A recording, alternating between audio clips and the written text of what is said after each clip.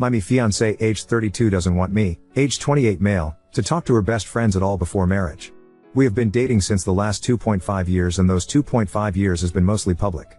Public in the sense that both me and her like to post pictures or reels of ourselves from vacations or times together, and we were very clear that we were in a relationship on Instagram. However, she doesn't have many real-life followers from office or personal life on her Instagram. She has around 7 or 8 really good friends who she meets on a regular basis and one cousin.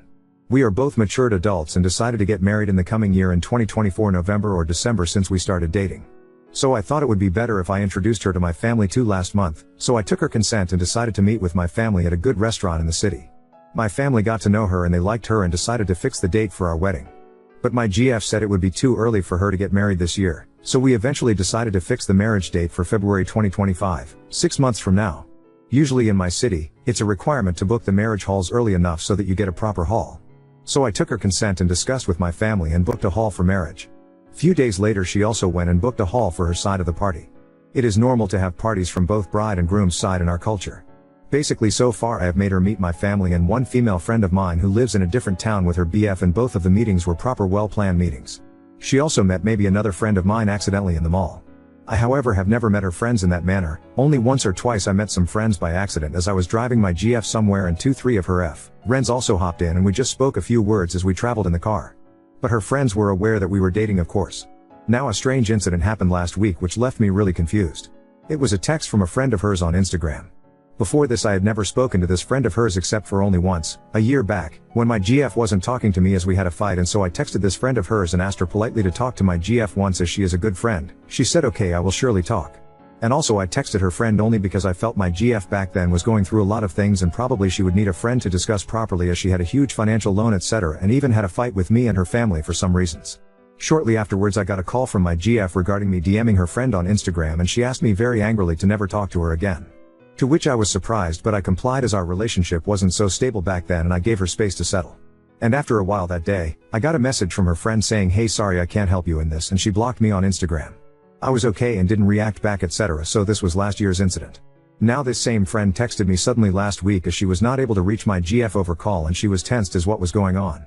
I politely replied back saying hey, she's alright, probably busy with office work, I will inform my GF that you are trying to reach her. I called my GF and said her friend called, to which she was like, oh lord, what? Why does she have to text you? Please block her on Instagram. I found it very weird to block that friend and immature at the same time. So I told her I won't, so my GF told me that if I want then her friend will. Few moments later I saw I was again blocked on Insta by her friend. Actually this time around it made me a little angry and I ended up texting her on her other Insta handle and told her, hey, how are you doing? I didn't like what you just did and this is not a very respectable way to talk to someone. I also wrote if your husband has some self-respect he should also not text my girlfriend when you guys are having issues. Then she replied saying hey, my husband, me and her were in her life much before you came to her life. After which I politely explained that I didn't mean to break their friendship and only wanted to make their bond better, and just felt disrespected for being blocked twice when I wanted to just talk to them once or get to know / meet them. So she didn't reply to this and informed my GF, and my girlfriend again came out angrily and was very angry with me as I referred her friend's husband. I felt that was the only logical way to express myself. I was serious about her and made her meet my family and friends. She had no family members, her parents also passed away and cousins live in other countries or far away now, but her friends would be the ones who would be present at our wedding from her side. So I expected her to take me a little more seriously and maybe not ask her friends to block me, at least on Instagram. She often visits this female friend's house and sometimes they have sleepovers and sometimes even parties with this friend and her husband in their house, birthday parties or some other reason. I never got to properly go out or meet any of her friends in an official go out / meet kind of sense. I expressed her a couple of times that your friend brings her husband and baby along in group meetings sometimes, so maybe I can also go along and meet them once. But she is strictly against this, and this blocking incident recently is seriously bothering me. My GF says my ex-boyfriends had bothered my friends earlier as well, and I don't want these things to happen again. But this probably would have made sense to till maybe like a year back, but now we are gonna get married in 6 months. Even now she's hesitant and says she will introduce me to them only after marriage. And also when she gets married these friends will probably have to help her make her side of the arrangement / duties as she has no one else. So I needed to talk to them as well for our upcoming wedding preparations. I haven't spoken to my GF since last 2 days because of this, and she also is saying she is unsure of the marriage now after I expressed this desire to meet her friends, and she says that I will be controlling in nature in the future. I feel she will text me or call me back soon. Am I asking for the right thing by asking her to introduce me to her friends? What should I do? What do they know about her that she doesn't want to take the chance that they might slip up on and mention to you? Yay, that's what I have been thinking all the time. Update 1. It's not been long since the blocking incident, but today I just got surprised to learn that my GF's mother, who she always has been referring as dead, is not really dead. So few weeks back the girl, her best friend, who is already married with one kid, just texted me to know the whereabouts of my GF as she was not able to reach her. My GF, on knowing that, instantly asked me to block her and I refused, but she then made that best friend block me, and the rest of the story is already there in the previous post. Since then I was not able to trust her. My GF has always been telling me that there is no one in her family. She said she was a single child and both her parents have passed away. She used to go to her countryside home every 3 to 4 months to visit her aunt, who she said was the only person living there, but it always seemed a little off. And every time she used to go there she used to stay for at least 2 to 3 days. There were other things which seemed off too, like whenever she used to get a phone call, her contact name used to show as Dad Home and a lady used to speak from the other end who she always used to refer as her aunt. My GF has already met my parents and we were supposed to get married in the coming February. My parents were hesitant about our marriage because they also didn't like this secrecy and the fact that my GF asked her best friend to block me. I just thought it to be generational differences and was trying to make my parents understand that maybe it's not that big a thing. But still, my parents didn't like this relationship, and one day last week, they just went near my GF's office and asked a colleague of hers if she knew about her parents. But that colleague didn't know a lot about her family. I know this was not a right thing to do by my parents, but probably they could look at the suspicious things from an outsider's perspective and they just wanted to keep me safe. I tried to make them understand later that it's wrong to take these things in the professional space. They agreed not to ask there again, but also urged me to do proper research before taking a step towards marriage. So, I also tried to ponder upon my parents' POV and the whole situation from an outsider's perspective, and it was all making me grow impatient. My GF just wouldn't let me talk to any of her friends or relatives or follow them on social media. And the reason she used to give for not introducing to her family was that her family would never approve of her marriage, as inter-caste/inter-community marriages are still not quite accepted in some parts of India, but she always used to say how open-minded her parents were and that her whole upbringing was very modern, etc., and used to cuss my family for being suspicious and backward, etc., and she also used to say if her parents were alive today, they would have definitely come for the marriage. My parents liked my GF initially when they met her first time and were very happy about the marriage. My father even offered to sponsor the marriage expenses for her side as she wasn't doing great financially. But they got suspicious when she even made her best friend block me. So all these combined made me very suspicious, and I decided to visit her countryside village house today just to check. I went there acting I was looking for someone else, and when I knocked the door, her mother came out. I know it was her mother because my GF showed photos of her mother to me earlier. It was truly like encountering a ghost. She looked like a fit and fine woman with a smile on her face and just looking like my GF. My GF and I are not talking properly since the day my parents went to her office. She called my parents crazy and whatnot for doing such a thing and was angry and said people of my community are clever/cunning and crazy and do suspicious spying on people, but never accepted that she said such a big lie to our family. And while I admitted to her that it was wrong to ask at her office, but it's not right for her as well to talk like that about my family when she was acting all suspicious, asking friends and family to block me and faking her mother's death. I haven't spoken to my GF about this, and what should I make out of this really? This was a very huge lie and I don't see a valid reason for this either. Her father, as I confirmed from locals nearby, had actually passed away and her mother was living there with her aunt, who was living in a different house just on the adjacent block. I just want to know if there could be any valid reason or judgment that can be applied to this scenario, because I can't think of any. Her mother looked fit and fine to me. Roughly around 50 to 60 years of age. It's over. How could you ever trust her with anything after this? Look, I am sure you are a nice person, but this is many huge lies from her. You need to seriously wake up. Talk to your parents. Figure out a plan. But the marriage can certainly not go forward. Definitely don't marry her, this is bizarre behavior. But maybe ask her why? Like directly confront the issue. That's what I would do, while I was breaking up with her, that is. Break up, she's a liar, yeah, Uddy. I think you need to cancel everything. I see so many red flags. The gaslighting is also quite ridiculous. It's not worth it. Imagine you get married and she keeps on acting the way she is right now. Now on to second story. Dad denied my celiac disease, mocked my efforts to eat healthy, and now my friends think I have anorexia.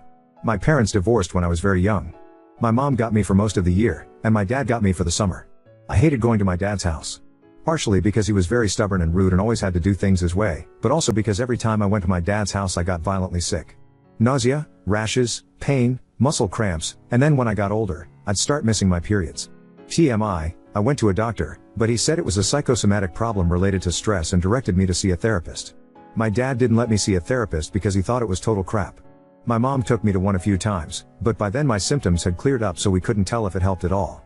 One thing that really pissed me off was that my dad ate a lot of junk food and drank soda instead of water, and he mocked me mercilessly if I tried to eat healthy. I think it reminded him of my mom, because she's always been a bit of a health nut. I would sneak carrots into the house, and if he found them he'd throw them out. At my mom's house, I'd eat vegetables and organic chicken. Sometimes a food would make me feel sick, but I'd just stop eating that food and it was fine. I got into the habit of turning down any food offered to me because I didn't know if it was safe. I just explained it away as being a picky eater. And then, when I was 16, a new girl moved to my school. I became friends with her, and after a couple months I noticed that she avoided all the same foods as me. I mentioned it in passing like, hey, isn't that weird? And she got concerned and told me that she had celiac disease and I should get myself checked. I got checked, and sure enough, I had it. Everything suddenly made sense. I was so excited to finally understand what was wrong that I told everybody I knew. I told all of the people who I thought were my friends. And they didn't really react well.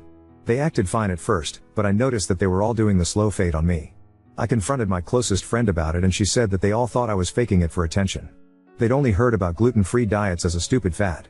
I broke down crying and told her all about how horrible I felt when I had to go to my dad's house and how I couldn't believe that she didn't believe me, and she was horrified.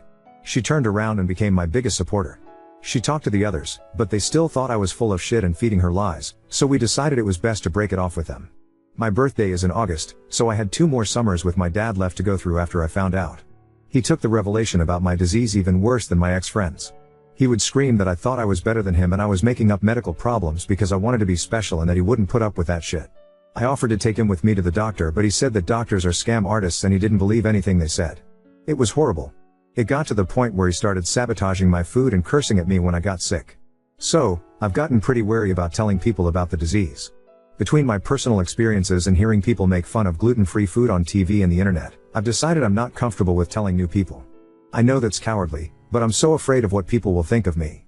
This is my last summer with my dad, and it's the last summer with my dad. He can rot in hell for all I care, he treats me like shit. I've only got to tough it out for another few weeks, that's not my problem.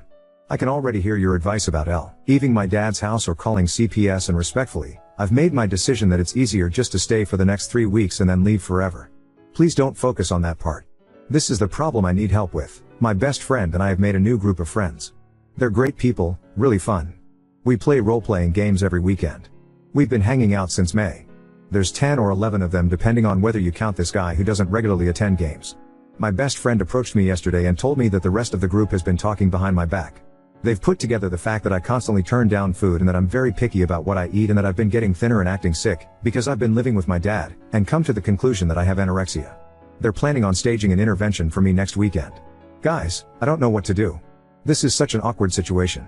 I know I should tell them, but I'm so scared they're going to reject me. They've already got this idea in their heads about what's wrong. At this point I'm afraid they'll think I'm just making excuses. And I've been burned before. I lost a ton of friends by telling them about my disease. Yeah, they were dicks, but it fucking hurt. How do I do this? How do I explain it so they'll believe me? I can't handle any more people calling me a liar, I'll have a mental breakdown.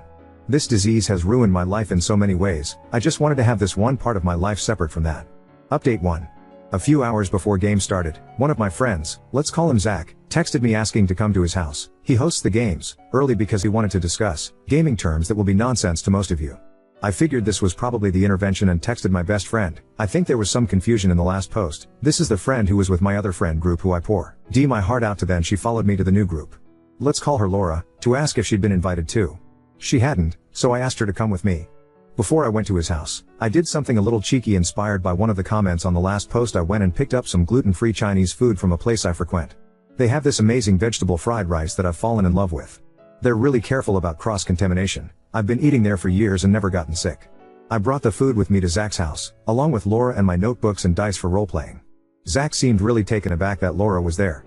I asked him if he had a problem with it, because if we were going to talk about complicated gaming things, then she should be part of the conversation because of qualifications. I'm really sorry, I'm trying not to drop a crapton of gaming jargon on y'all. He awkwardly said that it was fine. Then I said something like, is it alright if I eat something while we do this? I missed lunch and I'm really hungry. And pulled out the Chinese food. He said it was fine but seemed kind of alarmed, like I was freaking him out. I started eating and he started his pitch. /u/help celiac, I didn't actually call you here to talk about game crap. Me and some of the others have noticed some things recently that we're concerned about and they elected me to talk to you about it. I said, okay. He listed off a bunch of things that I've been doing that made them worry about me. The way they never saw me eat anything, that I always seemed sick and was getting thinner, the fact that I always seemed uncomfortable and nervous when the topic of food came up, that I turned down everything offered to me, and then he finally dropped the bombshell. /u/help celiac, Michael's older sister is anorexic, and she acts a lot like you do. We think you might be anorexic. I swallowed my food and tried not to look nervous. I'm not. I told him. He started talking about how nobody thinks they're anorexic, but there's clearly something going on with me, and he started just rambling, so I cut him off. I do have a problem. It's not anorexia. Can I talk? He reluctantly agreed. I think he was afraid I was going to say that I was too fat and my problem was that I needed to lose weight or something. Like, he really got committed to the idea that I was anorexic. I'm going to try to paraphrase what I said here because I was very proud of myself for it. I know I'm losing weight in an unhealthy way, but it's not on purpose. I have a disease that means I can't eat grains like wheat, barley, and rye. When I do, I get very sick and my body starts ripping up my stomach and I can't digest much of anything, even things that don't have those grains in them. It's not just an allergy, it does serious long-term damage to me. If I ate a piece of bread, I would break out in rashes, I'd start throwing up, and I might get stuff that seems unrelated like horrible muscle cramps. When I turn down food, it's because you guys offer me stuff like Doritos and PB&Js. If I ate that stuff, it would make me violently ill. I turn it down to keep from making my health problems even worse. And the reason my symptoms have been popping up and I've been getting sick and losing weight is that right now I'm living in a family situation where I'm forced to eat the foods that my body reacts badly to. When I first met you guys, I was living with my mom, and she accommodated me really well. But right now I'm living with my dad, and he sabotages my food because he thinks I'm making my disease up and that my doctor is a fraud. Zach took out actual note cards and looked through them. He literally had a script for the intervention. That's what I get for hanging out with the kind of dramatic people who play tabletop RPGs, I guess. He was quiet for a really long time. Then he had a few questions. 1. But then why do you turn down, like, Coke? Because Coke is nasty, but I didn't want to complain and make you guys buy root beer just for me. 2. Why didn't you just tell us this stuff? Laura took this one and explained what happened with our last friend group. 3. Okay, so like what would I probably have in the house right now that you'd be willing to eat in front of me? I wanted to facepalm at this one. I asked if he was serious. He was. I don't know, have you got celery? He shook his head. Yogurt? Nope. An apple? Nope. Seriously? He nodded. Have you got some freaking popcorn? Like, air-popped popcorn? That he did have. So I ate some popcorn in front of him, and he finally seemed to accept what I was saying. He awkwardly changed the subject to gaming things and we talked about that until the rest of the group started to show up. When Michael got there, Zach took him aside and started talking to him in a way that I guess they thought was subtle. They kept looking over at me and they weren't keeping their voices down very well. Michael asked if I seemed defensive and Zach shrugged and said not really. I pointedly ate popcorn for the rest of the game. Michael texted me after the game and apologized for assuming that I was anorexic and asked what snacks they could put out for me. I actually cried a little bit. I was worried about getting kicked out, but they immediately moved to accommodating me. They're nice people.